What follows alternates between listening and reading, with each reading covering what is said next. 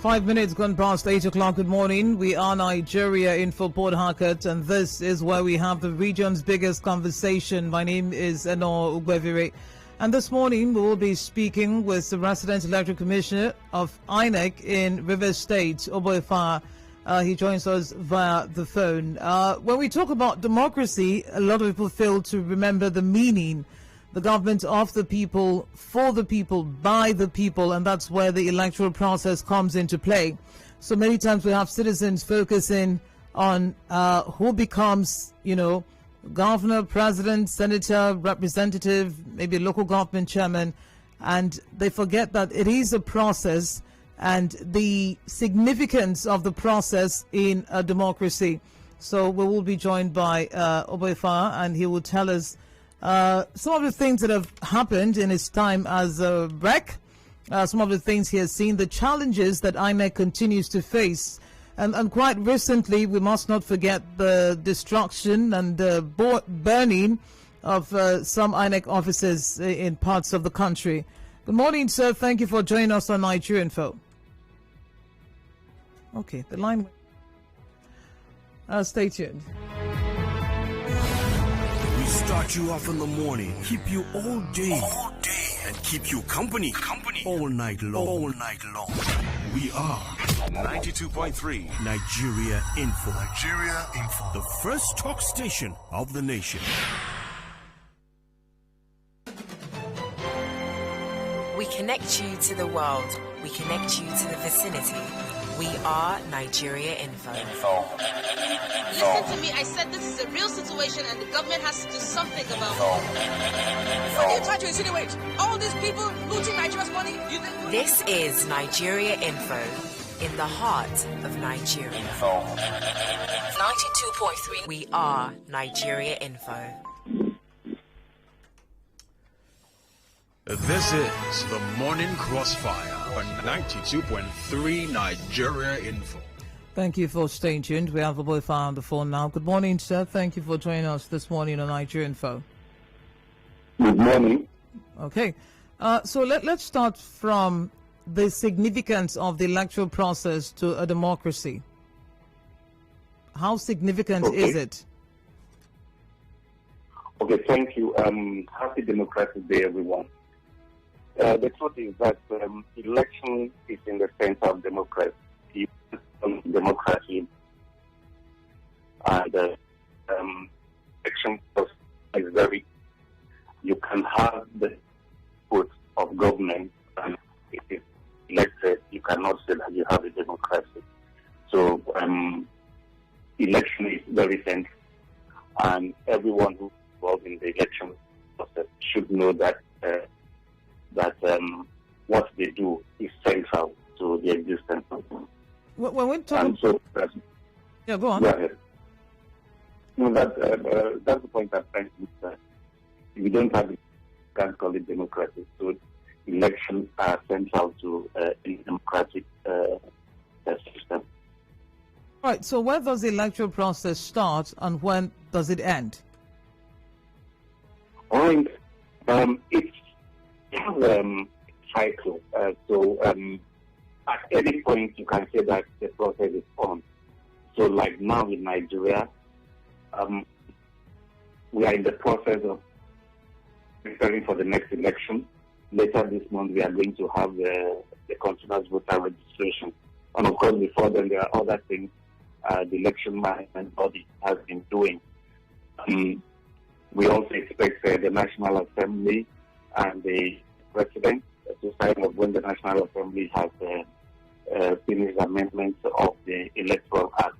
All these are activities in the cycle of election, and then there will be a time for the political parties to organize themselves, select their candidates, submit them, and then time for campaigns, and then election, and then the winners are declared. The winners are sworn in, and they take up office, and while it is going on, another set of election is loading. So at all, the electoral process is on. All right. So let's talk about some of the challenges that you have encountered as a rec in the course of your work. Okay. That you think is not peculiar to maybe where you serve? Other INEC officials also, go through those difficulties as well. Well, I think that the difficulties are across the board, and the starting point for me is, what do we Nigerians want to make of the electoral process? Because, like I keep telling people, the elections we have and the electoral process we have, how we conduct ourselves, is the reflection of what the Nigerian people have invested into the process.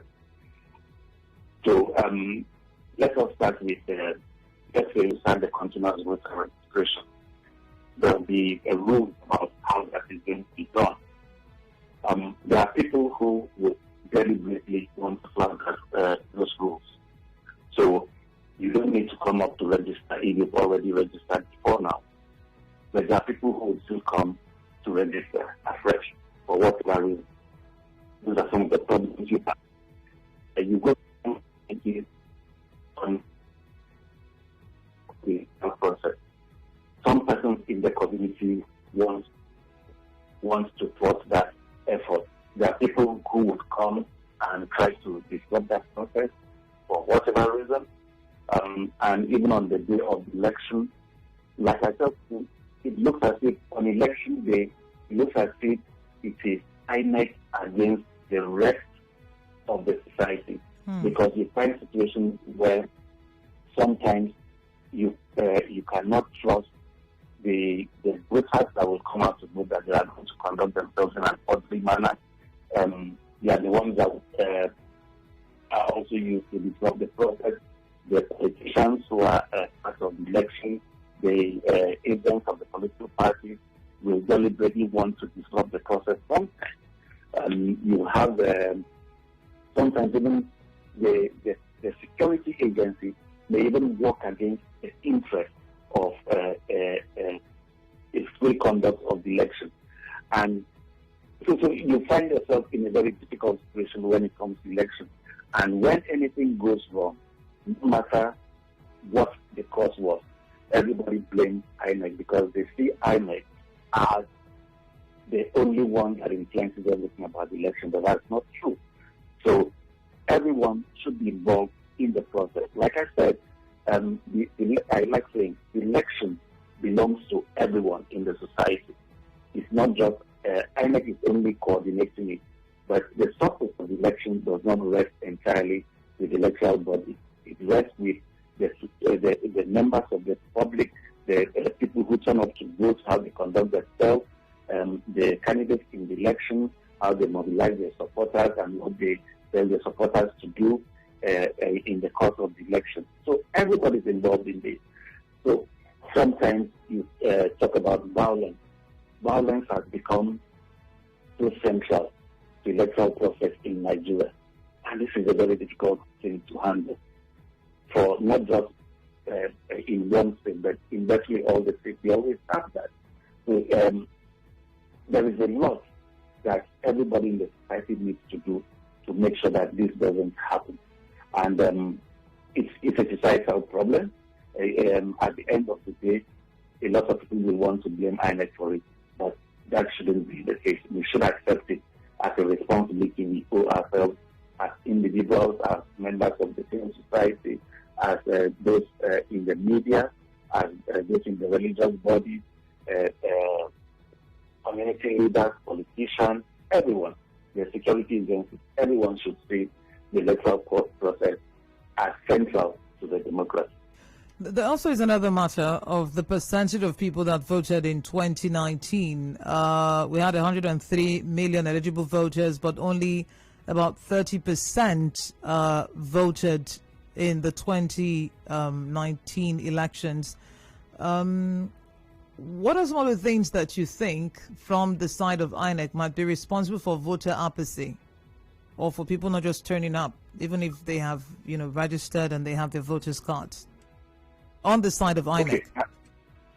Yes, I think there are lots of reasons. Some of the reasons could actually be that the people are not happy with how those they have elected have performed. And this has happened over and again, and many people think, well, they can't waste their time because whatever happens, whoever gets elected is not going to be any spectacular in the conduct of affairs. That's one. The other could also be that because of movement across the country, sometimes people may not be in the location where they registered, and so they could not go out to vote. The other thing could also be the issue of violence or fear that there may be violence on election day. These are some of the things I think are responsible for this. And the other point too is that some of the number of registered voters, I must admit that there is a strong possibility that it may not reflect the actual number of persons who should vote. Because if you look at the number of the registered voters, it also includes people who have died. It also includes people who have left the country. Until that the voter register is cleaned up to remove those names of people who are late or people who are no longer in the country. But of course, if somebody is no longer in the country, it does not mean that he or she may not be back at some point to vote. And then there are also people who have left the community where they were when they registered. So the possibility of going back to that place to vote is not there. So that's why we also encourage people when they have moved, they should transfer the voting point to a new location by applying to INEC to do that. So what does this mean in the real terms of democracy if less than a third of the people voted for whoever is in office right now? Well, the truth of it is that in any democracy, winners emerge on the basis of who turns up to vote. So if you have 100 persons who are qualified to vote, and of that 100 persons, only 70 registered to vote. And of the 70 who registered to vote, let us say by election day, out of the 70, 10 are dead. So you are left with 60. Of that 60, if 45 turn up to vote, then however the vote will be determined for the 100 potential voters. Let's talk about the Electoral Act amendment. I mean, some of the issues that have come up over the years about, the issues surrounding the elections and all that. Many believe that once that amendment is, done, all of these things will be taken care of. What are your thoughts? No, I don't think so. Like I keep saying, there's a lot that depends on the attitude of citizens. With the best of electoral laws, if there is any such thing, it is how this is implemented. So there's a lot that goes into the implementation. There's a lot that goes into the attitude of the people to the electoral process. If people are bent on disrupting the election, no matter how good the electoral law are, they are likely to do that. And if there is no punishment for such attitude of people, then it will continue. So if you say that in previous elections there have been acts of violence, let's say there were 100 acts of violence, the question will be how many of those persons involved in those acts of violence have been punished in time. If it is negative, then it means that more people will continue to do that. And so it's not going to be about what the electoral act says, but it's going to be more about what the attitude of the citizens to the process is. All right. There's also the talk about foreign election influence. For some people that sounds far-fetched. I mean, you've been part of the process. You've been on the other side as well while you were actively working with the civil society. What would you say about that? Does it really happen? And how does it happen if it does happen?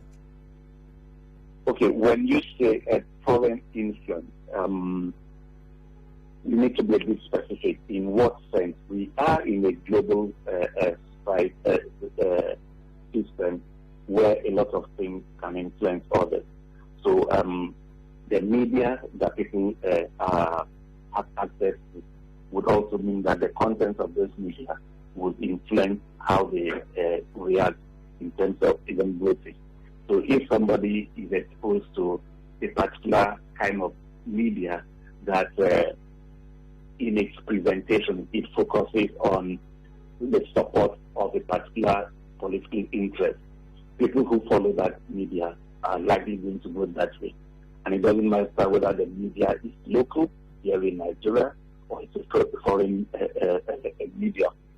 And then also with technology, with instant communication, it's also possible for a lot of information to go around. And some of this information may not actually be the truth. And so people who are exposed to all this are going to act based on that. So I think that it's not necessarily saying foreign influence, unless we are saying that there are foreign threats that have direct access to the voters and force them against their will to vote in a particular way. Maybe if you refine the question better, I'll be able to provide a more robust answer to that. But in terms of influence, like I tell people, one of the rules in election in Nigeria, I don't know if that happens across the world, is that you do not campaign for votes on election day. But the truth of it is that how can you manage that? With social media, somebody can be, and there are Nigerians across the world. So while election is going on in Nigeria, what stops a Nigerian who is in the U.S. from still posting on Facebook page or on other social media messages in support of the candidate? And then people may be influenced by such messages. And even while the election is also going on within Nigeria, people are sharing information of how the election is going in their location. So if election goes on in a location, somebody can send messages, whether true or false, about the performance of one political party, or that the supporters of one political party is causing disruption here because they know that they are going to lose. And the kind of thing that could influence people as they vote on election day. So yes, we have to accept the reality of the present day that we are, that information can be instantaneous, information can be manipulated, and the people who are involved in the concept of election are also aware of, and they use it marginally. Okay. Let's talk about some of the things that INEC is doing to ensure that the 2023 election happens and it's smooth. I've had some questions. I have some questions coming through already, but tell us what INEC is doing at this time. Okay, so I think the major one that would be of interest to a lot of listeners is the fact that after 25 years, INEC had to look at the number of polling units in the country and how much of it served population, and there was need to increase the number of polling units in the country. And in the last few months, being on that, we've completed the exercise from what we call the expansion of access to polling for voters, and the headquarters of INEC believe the final figures, the polling units, the total number of polling, and it's a huge leap because for, like I said, for 25 years, we've increased polling, which then means that communities and residential areas that did not exist 25 years ago that exist now, it's difficult for people in those areas to have polling units to them to vote. So we done this, and it was an elaborate process, and I think that this would help in making more access to vote. So that this would also mean that a higher percentage of registered voters will on election day. Okay. So people are asking, some messages here. Someone lost their PVC. They want to reprint and possibly change a voting center. How do they go about it? Another person says, I've been trying to transfer my, where I can vote from one location to another. Till now, nothing. I continue hearing that it's not been sent from Abuja. What's the way out, please? Okay, so the continuous voter registration will start again this month on the 28th of the month. June. That is June. Yeah. Yes. And it will last for more than a year. And this will be done in each local government area, and then we'll give the details of the location where this will be done. And it is an opportunity for people who have not registered before to register. It is an opportunity for people who want to transfer their place of voting from one location to another to do that. It is also an opportunity for people who have the free voters card to come and collect permanent voters card. It is also an opportunity who have any other problem with their voters card. Those who have the permanent voters that have been erased or they have lost it and they want a replacement. It's for them to come and request funds. And then for, like I said, those who need to from one location to another also do that. All right. Thank you very much, sir, for your time. We need to go on a commercial right now, and we'll reconnect with you afterwards. All right. We're Nigerian Info. The discussion continues in a bit. Do stay tuned.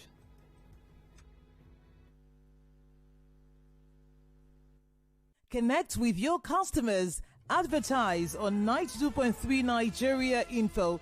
Visit our downtown office at Shop 9, Mediatrix of All Gracies Plaza, opposite FIRS, Stadium Road, Port Harcourt, and book your commercials. Call 0817 001 8162. That is 0817 001 8162. And let us connect you to your customers. Connect with your customers. Advertise on 92.3 Nigeria Info. Visit our downtown office at Shop 9, Mediatrix of All Gracies Plaza, opposite FIRS, Stadium Road, Port Harcourt, and book your commercials. Call 0817 001 8162. That is 0817 001 8162. And let us connect you to your customers. Connect with your customers. Advertise on 92.3 Nigeria Info. Visit our downtown office at Shop 9, Mediatrix of All Gracies Plaza, opposite FIRS, Stadium Road, Port Harcourt, and book your commercials. Call 0817 001 8162. That is 0817 001 8162. And let us connect you to your customers. Connect with your customers. Advertise on 92.3 Nigeria Info. Visit our downtown office at Shop 9, Mediatrix of All Gracies Plaza, opposite FIRS, Stadium Road, Port Harcourt, and book your commercials.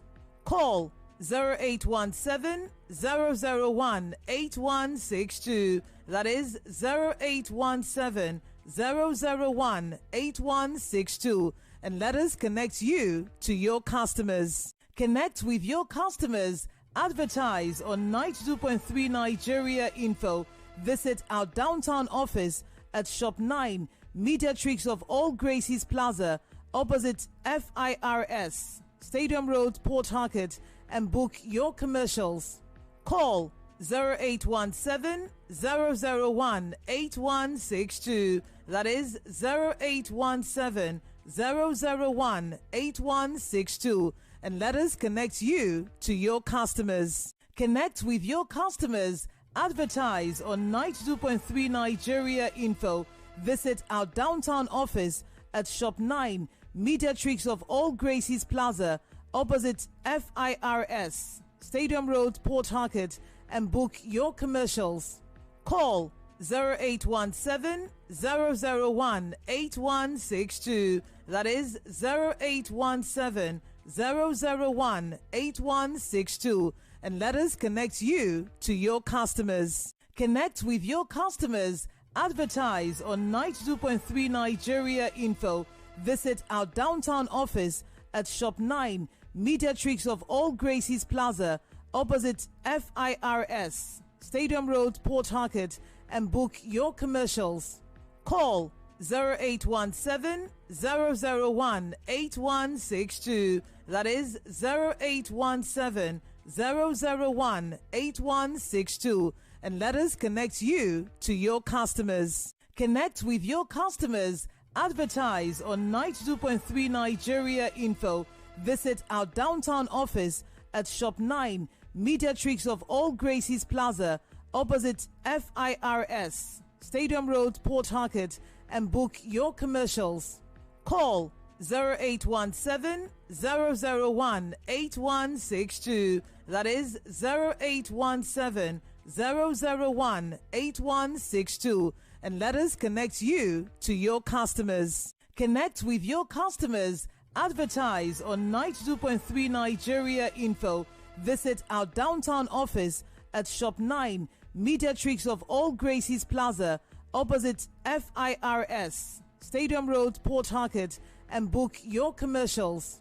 Call 0817 001 8162. That is 0817 001 8162. And let us connect you to your customers. Connect with your customers. Advertise on 92.3 Nigeria Info. Visit our downtown office at Shop 9, Mediatrix of All Gracies Plaza, opposite FIRS, Stadium Road, Port Harcourt, and book your commercials. Call 0817 001 8162. That is 0817 001 8162. And let us connect you to your customers. Connect with your customers. Advertise on 92.3 Nigeria Info. Visit our downtown office at Shop 9, Mediatrix of All Gracies Plaza, opposite FIRS, Stadium Road, Port Harcourt, and book your commercials. Call 0817 001 8162. That is 0817 001 8162. And let us connect you to your customers. Connect with your customers. Advertise on 92.3 Nigeria Info. Visit our downtown office at Shop 9, Mediatrix of All Gracies Plaza, opposite FIRS, Stadium Road, Port Harcourt, and book your commercials.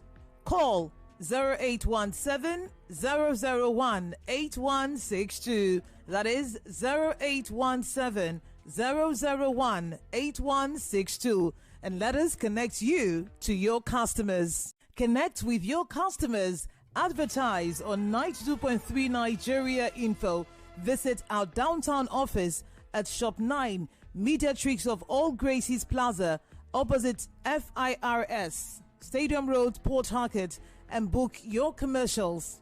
Call 0817 001 8162. That is 0817 001 8162. And let us connect you to your customers. Connect with your customers. Advertise on 92.3 Nigeria Info. Visit our downtown office at Shop 9, Mediatrix of All Gracies Plaza, opposite FIRS, Stadium Road, Port Harcourt, and book your commercials. Call 0817 001 8162. That is 0817 001 8162. And let us connect you to your customers. Connect with your customers. Advertise on 92.3 Nigeria Info. Visit our downtown office at Shop 9, Mediatrix of All Gracies Plaza, opposite FI. So if we have just less than 30% deciding, or who have decided who gets into office, then everyone has played a part by not showing up we allow that 30% decide for the 100%. I mean, 30% is a fraction, so we have less people deciding what has been happening, and if we continue in this way, we will continue to let these people, this fraction of people, determine what will keep happening to our children, our children's children, even us as we grow older in years to come. But let's find out from you, what are some of the things that have made you apathetic? You know, maybe you have a voter's card, you did not show up for elections. I know that violence is going to be one of the key things that people are going to reference this morning. Yes, but aside violence, what else? What else is it? Just that you don't trust INEC, you don't trust the process, you don't trust those in office to deliver, you know, a credible election. Let's talk. 0817-923-0002, 0817-923-0003, 0817-923-0009 are the numbers to call. Good morning. Hello, good morning. Yeah, I'm calling from Nkoro. And now, number one thing, after you suffer vote for these people, when election their gate will open, you go there as friendly, steady. But when they saw them, they will not reason you. Their number will not go. Even though you call them, they will not pick. What they will press, I will call you back. I'm busy. But hold on. When we do that, this thing you've just said, what is it we're looking for? Are we looking for them to give us money? What are we looking for? Like, is it payback time? Assembly, one reps, our reps now, Honorable Apparently, have not done anything in Opopo Nkoro. We don't ask him to come and give us money. At least have to do something that somebody will come out and see. I'll be happy so that when he comes next time, the person will be able to come out to vote for you. And now this time, me in particular, when they come for campaign, I ask him, where is your son? Where is your daughter? Where is your wife? If you're coming for campaign, come with those things. No, there will not be campaign. Okay. Because when they do all this thing for these people, they won't do anything for you. That's why people are afraid to go and vote. No, but hold on. Before the election, in the build-up to the elections, what kinds of conversations do you have with these people? Because it's one thing to come to say, oh, vote for me, I'm going to do this, I'm going to do that. Aside them just saying what they're going to say, do we have proper engagements with them? Would you say? Most times, when they come for campaign or town hall meetings, they will promise heaven ahead, and you ask them questions. They say, yes, they will do it. Like our state assemblyman, yes, he said just to build market for us. He has done that. He don't have problem for that. He said he wants to give us water, he has given us water. Yeah, but the RT, the Reds, and the Senate, they have done nothing. And maybe when they will come back to come and ask for vote again, when you don't give them violence out there, you see, they will start complaining. So this time when they are coming, they should come with their children, their wives, and their brothers. They want to see them who cast their vote. Me in particular, that's what I think in my mind. That's what I will do too. All right. Thank you for calling. He doesn't believe the politicians. They make promises and they do not keep it. And they're not even accessible. All right. You know, but it's funny how you say that and then they come again and you still vote them in. In Nigeria Info. The Enigma, good morning. Good morning. This is Mr. Zion from Port Harcourt. We're listening. INEC is the problem. Oh, really? INEC is so corrupt that Nigerians detest to even hear that name. Some Nigerians. Some even took it upon themselves. Let's vandalize their properties. Do you know INEC is so corrupt that upon appointing INEC boss is the beginning of the destruction of this country? The moment this administration ends, 2023, and another political party successfully win this election, in 2024, another INEC boss will come in. Tell me to whose favor, under appointment, he have a boss who appointed him. That is his own shoppings in this country. Now look at their process of operation. Ad hoc staff, define that word. Such an institution, you are organizing people to come and run your system. When they sabotage it, when you send them to their PUs, polling unit, when they go and collect 3,000 naira and ask people to compete for whatever to pay them more, do you know some people have registered for 5 years now? They have not gotten their PVC. Some of them, even when they try to check, their photos are not there, but their names are there. The same INEC staff that registered a misspelled one or two letter word in his name, and whenever he wants to go back to correct it, INEC will give him another process, and you hear a thing like go and swear an affidavit, upon which they know that it's a photo that was there, and the error is from the adult staff. The truth is this: we are just jokers in this country. Give or take, anything that comes, they just manage it. And you expect others to come and vote on that day? Look at the past local government elections. I saw some polling units that virtually nobody was there, but the results were called. Who got those results? All right. Who voted there? Until INEC sanitize itself, we get to the point that we have credible people with integrity to handle INEC. We will keep complaining and running the same virtual circle of poverty.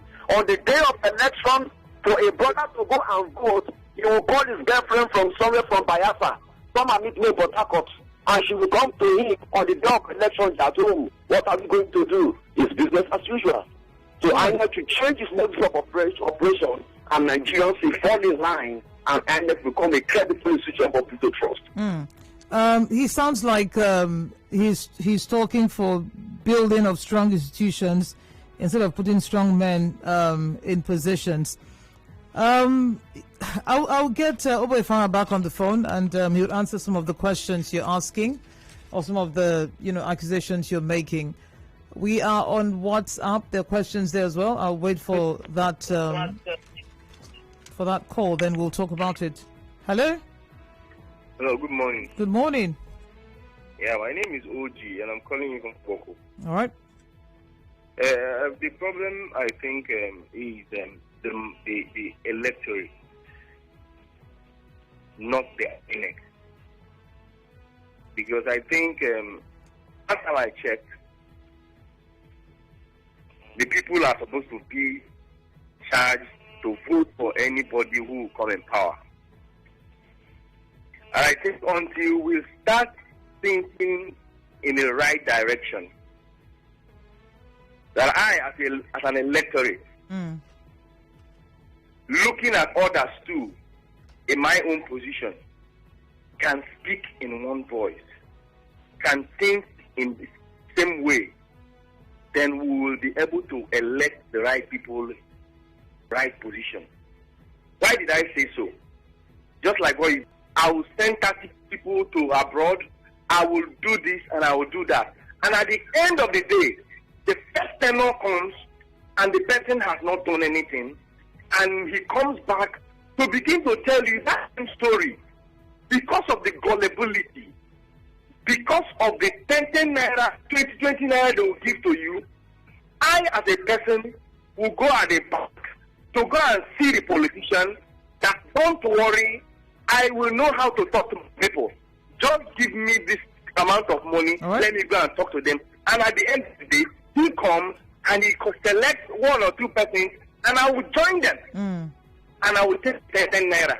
And he tell me that it is the INEC that is the problem, or the politicians, until the electorate change their concept, their mindset. We will continue to be in this rubbish. All right. The INEC is never the problem. Thank you very much. Thank you, OG, for calling. We got Oboifara back on the phone. Thank you for joining us again, sir.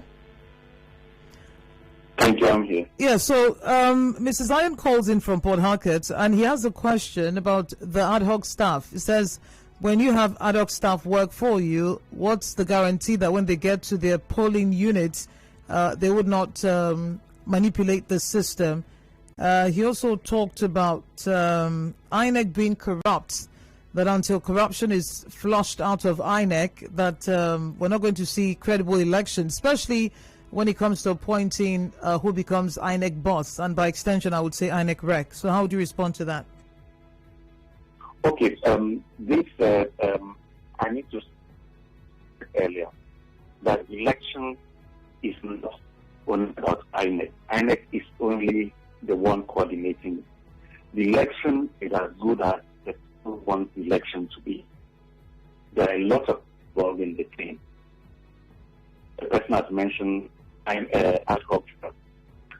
there is no way we will conduct elections that will not rely on citizens as obstacles, because we don't have enough staff in INEC to reach all the polling units and all the points in the conduct of elections.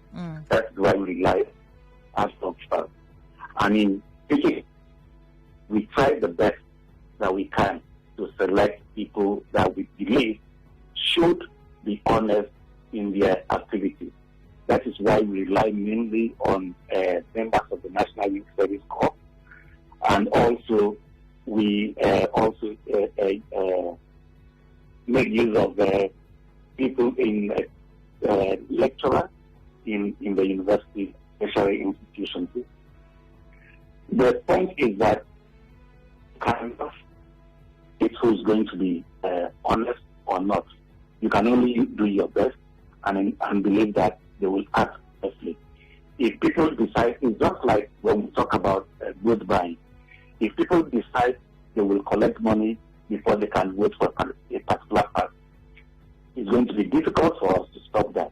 So it is about us as citizens, us as individuals, what do we want to see with the electoral process. INEC doesn't have a magic wand that we will fix and know who is going to be corrupt in the field. So it is about us as a society. What attitude do we bring into something as important as election that concerns, that is at the center of democracy, that will affect not only for that day, but for the next 4 years, for most of the elected positions, for the next 4 years. Yeah. And that would also affect our society. So that's for the ad hoc staff. What about INEC staff? He believes that INEC staff are very corrupt.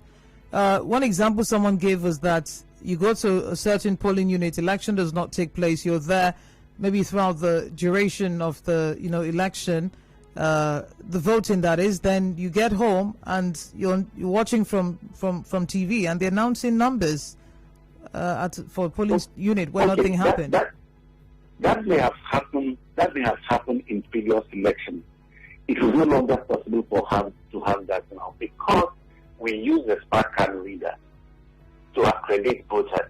And so for you to have videos of, say, 10 people voted in a polling unit, it has to match with the record of the smart card reader that 10 persons were actually accredited.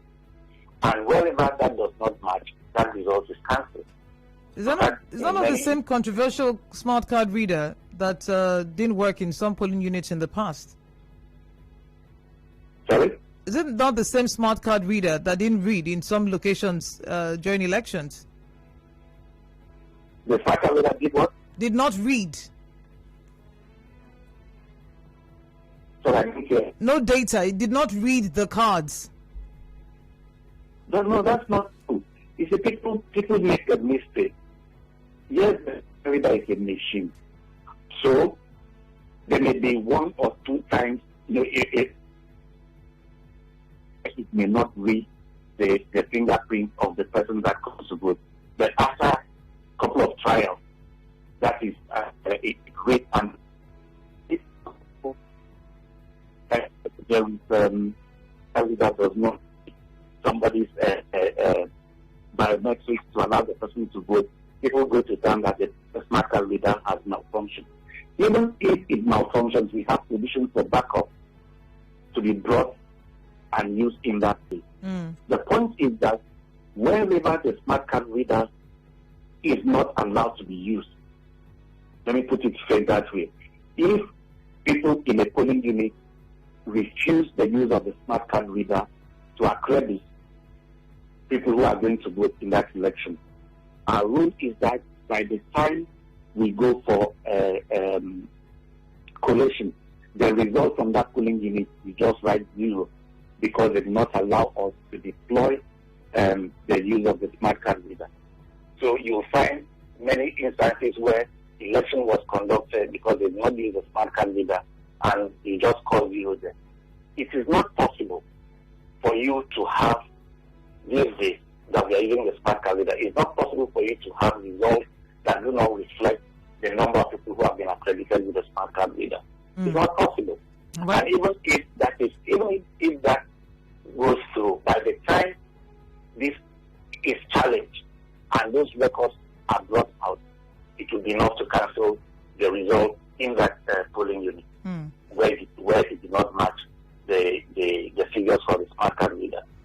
So we have messages here. A lot of people not being able to collect their permanent voters cards, some wanting to move their card from one location to another. What's the process? I thought I'd addressed that already. So I said we from June 28th, we are going to have the continuous voter registration start off again. And so people can come to the location, the local governments where they registered, and pick up the permanent voter card for those who haven't picked. Now, for those who wish to transfer to another location, they will need to go to the new location they want to transfer to the registration center there and say, I want to transfer here, and show evidence that they are registered to vote elsewhere. And the registration officer will just take their information, and then when the transfer would be done at the back end, and then a new permanent voter card will be produced for the person. Okay. So the important thing is this: if you are registered, let's say if you are registered in Enigma and you now wish to vote in Akukutoru, yeah. So what you need to do is you go to the new place, Akukutoru, which is the new place you want to vote, and inform them that you are registered in Enigma and you now wish to vote in Akukutoru.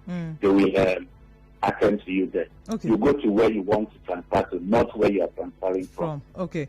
Someone is saying they registered since 2011, unable to collect their permanent voters card. They've gone there to where they, the office where they registered. Nothing is happening. What can they do? Okay, when we say nothing is happening, when we start the continuous voter registration again, what the person needs to do is to go there. What they will do is to check that the person's name is in the voters register. There is possible, 2011, the technology wasn't as accurate as now. So some registrations may not have scaled through. So they will check if that person's name is actually in the voters register. The person's name is in the voters register. We still have the permanent voters card from registration as far back as 2011. So they will search and bring out the person's name. In the event it is not there, the person doesn't need to register afresh, provided the name is already on the register. All that we will do is to produce a new permanent voter card for the person. So it is first of all to be sure that the person's name is on the register of voters. Okay, someone says their date of birth on the PVC is wrong. They tried to correct it. They did all that was required, but it still did not happen. No. If somebody any information the person gave, including date of birth, if it is inaccurate, you come to us. We will make the changes and we'll print a new permanent voter card for you that reflects this information. So it's it's possible that the person had given that information and he or she has not gone to pick up the new permanent voter card that reflects that new information. Okay. So you're saying that from June 28th, they can go to the local government area and get all this sorted where they want to vote, right? Yes. And the interesting thing for this is that for the first time we are going to have a process where people can start on the registration process online. We provide the portal where you go online, fill in all the data required, upload a photograph, and then you will have a printout or a code that when you now go to the registration point, you only provide that for them. They will generate your information is already in the system. All you will do is to capture your fingerprint and your card is produced for you. So for people who have the advantage of using technology, they can, from the comfort of their home, start on the registration online. They only come to INEC to get their temporary voter card printed out for them and they are taking the biometric. All right. Thank you very much, sir, for your time. You're welcome. So we have lots of questions, sadly unable to attend to all of them, but he says from the 28th of June, if you go to your local government area, you'd find the people there, and then you can have some of these things rectified. I've seen messages, all of them, just go there. Perhaps we'll start having a different conversation from the 1st of July to see how smooth the process is. But something very critical, someone said, until we as Nigerians are ready to speak with one voice, we're not going to see any change. Because, I mean, listen to the radio, people calling, the complaint about poverty, brutality of police and other security agents, unemployment, insecurity, yet still people are not able to speak with one voice, because it's with that one voice that we go to the polls and make the change that we need. Whether INEC wants to be funny or not, together the people stand, they will get the democracy that they seek. My name is Enoh. Thank you for joining the conversation. This is where the curtains close for today. I return tomorrow at 5 o'clock. Thank you for your time. Good morning.